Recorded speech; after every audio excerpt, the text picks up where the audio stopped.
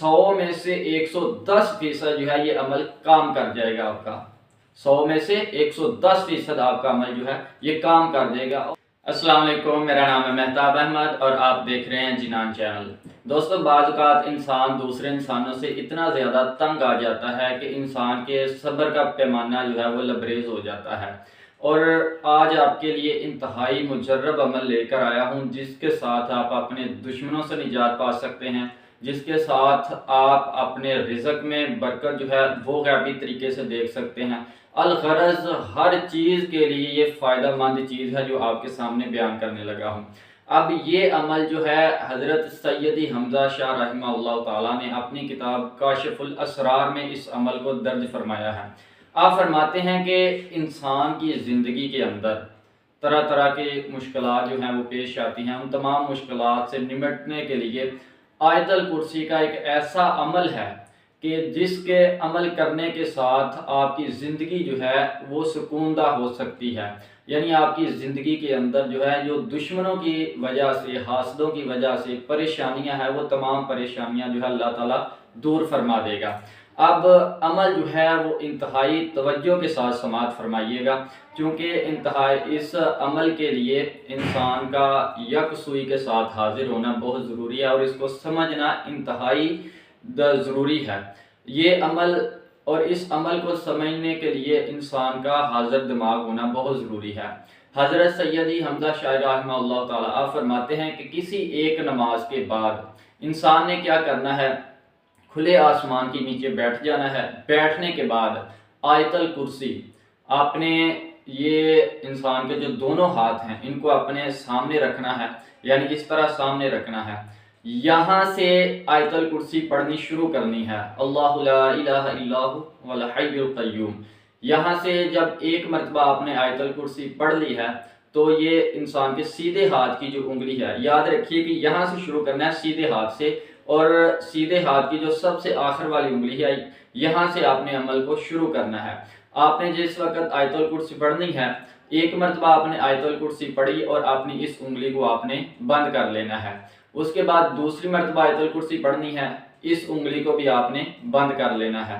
پھر تیسری مرتبہ آیت الکرسی پڑھی، اس کو بھی آپ نے اس طرح بند کر لینا ہے. پھر چوتھی بار آپ نے آیت الکرسی پڑھی، اس کو بھی اسی طرح بند کر لینا ہے. پھر پانچویں بار آپ نے آیت الکرسی پڑھی، اس کو بھی آپ نے بند کر لینا ہے. یہ آپ کی ایک مٹھی جو ہے وہ بند ہو جائے گی. اس کے بعد دوسرے ہاتھ کے ساتھ بھی بالکل آپ نے یہی عمل کرنا ہے جس طرح آپ نے پہلے ہاتھ کے ساتھ کیا ہے. یعنی یہاں سے عمل شروع کرتے جانا ہے. آپ نے آیت الکرسی کا ایک مرتبہ آیت الکرسی پڑھی، اس کو آپ نے بند کر لیا. دوسری مرتبہ پڑھی، آپ نے اس کو بند کر لیا. تیسری مرتبہ پڑھی، آپ نے اس کو بند کر لیا. چوتھی بار پڑھی، آپ نے اس کو بند کر لیا. پانچویں بار پڑھی، آپ نے اس کو بند کر لیا. اب آپ کے سامنے حالت یہ ہوگی کہ آپ کی دونوں مٹھیاں جو ہیں وہ بند ہو جائیں گی.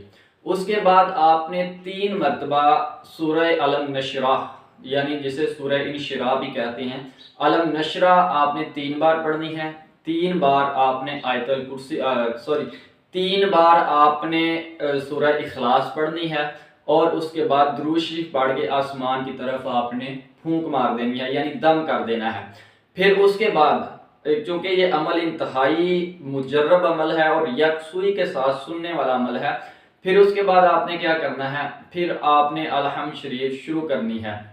آپ نے یہاں سے الحمد شریف شروع کرنی ہے. آپ نے اپنے جو ہاتھ ہیں ان کو کھولنا نہیں ہے. آپ نے سب سے پہلے کیا کرنا ہے؟ الحمد شریف پڑھنے کے لیے ضروری یہ ہے، الحمد شریف پڑھنے کا طریقہ کار یہ ہے کہ آپ نے بسم اللہ الرحمن الرحیم الحمدللہ، الحمدللہ نہیں آپ نے پڑھنا، الحمدللہ، یعنی بسم اللہ کی جو آخر والی میم ہے اس کو الحمدللہ کے لام کے ساتھ ملانا ہے. یعنی بسم اللہ الرحمن الرحیم الحمدللہ رب العالمین. آپ نے ایک مرتبہ الحمد شریف پڑھنی ہے تو آپ نے اپنی یہ انگلی جو ہے وہ کھول لینی ہے. پھر دوسری مرتبہ اسی طریقے کے ساتھ، یعنی بسم اللہ کے ساتھ آپ نے الحمد شریف پڑھنی ہے تو دوسری انگلی کھول لینی ہے. پھر اسی طرح تیسری، اور اسی طرح اپنے الٹے ہاتھ کے ساتھ بھی یہی عمل کرنا ہے. جب آپ 10 مرتبہ یہ الحمد شریف پڑھ لیں گے تو آپ کا مکمل ہاتھ جو ہے وہ کھل جائے گا.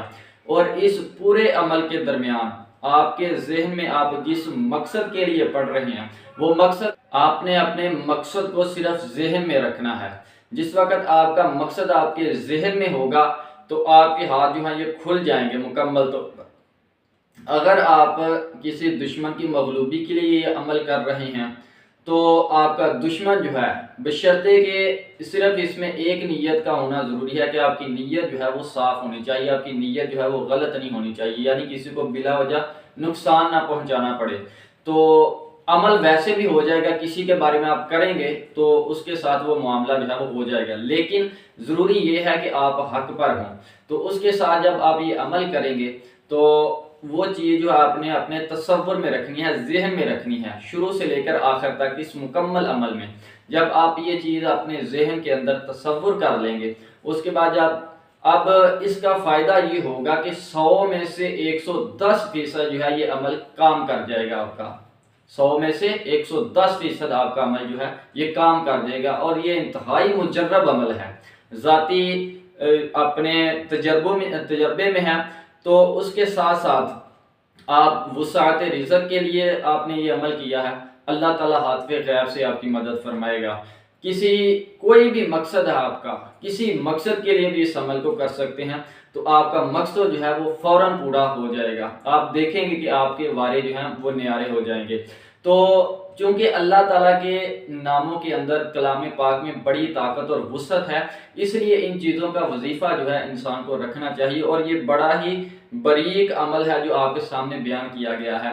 اگر آپ کو ہماری یہ ویڈیو پسند آئی ہو تو ہماری اس ویڈیو کو لائک اور شیئر ضرور کیجیے، ہمارے چینل کو ضرور سبسکرائب کیجیے۔ ملتے ہیں اگلی ویڈیو میں، تب تک کے لیے اجازت دیجیے۔